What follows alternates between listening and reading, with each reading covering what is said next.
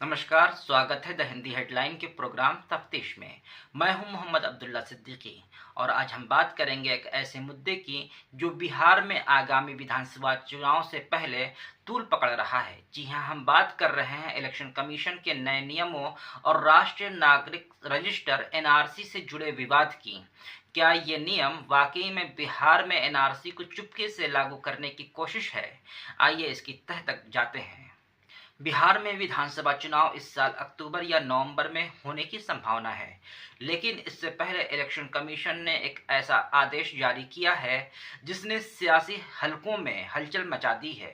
24 जून 2025 को election commission ने बिहार में वोटर लिस्ट के लिए स्पेशल इंटेंसिव रिवीजन का ऐलान किया। इसके तहत हर मतदाता को अपने और अपने माता पिता के जन्म स्थान और तारीख से जुड़े दस्तावेज जमा करने होंगे। अगर आप 2004 के बाद पैदा हुए हैं तो आपको अपने माता पिता दोनों के जन्म के दस्तावेज, और अगर कोई माता पिता विदेशी नागरिक है तो उनके पासपोर्ट और वीज़ा की कॉपी भी देनी होगी। ये नियम सुनने में सामान्य लग सकते हैं, लेकिन विपक्ष का कहना है कि ये बिहार में एनआरसी को बैकडोर से लागू करने की कोशिश है। आइए इस विवाद को और गहराई से समझते हैं।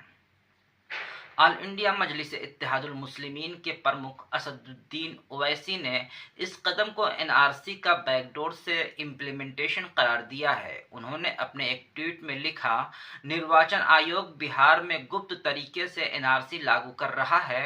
वोटर लिस्ट में नाम दर्ज कराने के लिए हर नागरिक को दस्तावेजों के जरिए साबित करना होगा कि वो कब और कहां पैदा हुआ था, और साथ ही उनके माता पिता कब और कहां पैदा हुए थे।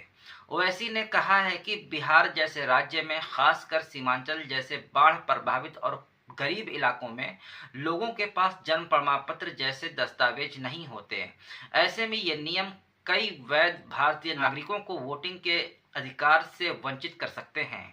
कांग्रेस और तृणमूल कांग्रेस ने भी इस कदम का विरोध किया है। पश्चिम बंगाल की मुख्यमंत्री ममता बनर्जी ने एनआरसी से भी खतरनाक बताया और कहा है कि इसका असली निशाना अगले साल होने वाले बंगाल के चुनाव हो सकते हैं। इलेक्शन कमीशन ने अपने बचाव में कहा है कि इस स्पेशल इंटेंसिव रिवीजन का मकसद वोटर लिस्ट को साफ और सटीक करना है। कमीशन का दावा है कि तेजी से शहरीकरण, आबादी का पलायन और अवैध विदेशी नागरिकों के नाम वोटर लिस्ट में शामिल होने जैसे कारणों से ये कदम जरूरी हो गया था।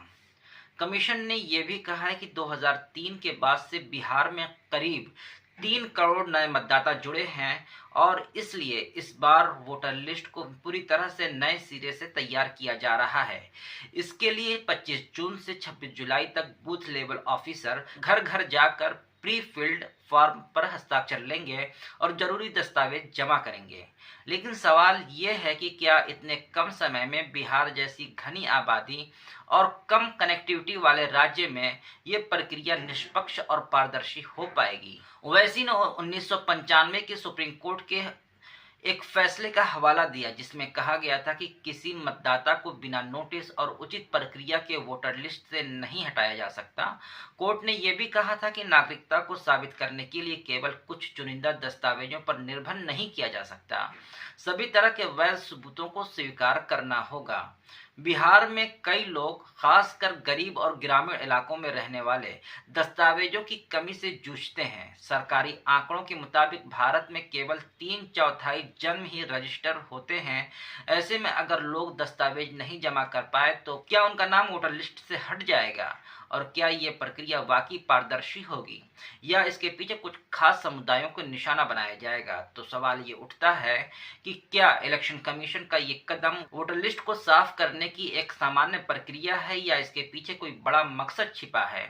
बिहार जैसे राज्य में जहां गरीबी, बाढ़ और कम साक्षरता जैसी चुनौतियां हैं, क्या ये नियम आम लोगों के लिए मुश्किलें बढ़ाएंगे? और सबसे बड़ा सवाल, क्या ये कदम लोकतंत्र की नींव को मजबूत करेगा या इसे कमजोर करेगा? विपक्ष का कहना है कि इस तरह की प्रक्रिया से लाखों लोग वोट डालने के अपने अधिकार से वंचित हो सकते हैं, जिससे चुनाव प्रक्रिया में निष्पक्षता पर सवाल उठेंगे। दूसरी तरफ इलेक्शन कमीशन का दावा है कि वो केवल वोटर लिस्ट को शुद्ध और पारदर्शी बनाने की कोशिश कर रहा है। तो दोस्तों, ये था बिहार में इलेक्शन कमीशन और एनआरसी से जुड़ा ताज़ा विवाद। हमने इसकी तह तक जाने की कोशिश की, लेकिन अब आपकी बारी है। क्या आपको लगता है कि ये नियम वाकई में एनआरसी की आड़ में लागू किया जा रहा है, या ये सिर्फ एक प्रशासनिक कदम है? अपनी राय हमें कमेंट बॉक्स में ज़रूर बताएं। अगर आपको हमारा प्रोग्राम पसंद आया तो द हिंदी हेडलाइन को सब्सक्राइब करना ना भूलें और बेल आइकन दबाकर लेटेस्ट अपडेट पाएं। मिलते हैं अगले एपिसोड में, तब तक के लिए धन्यवाद।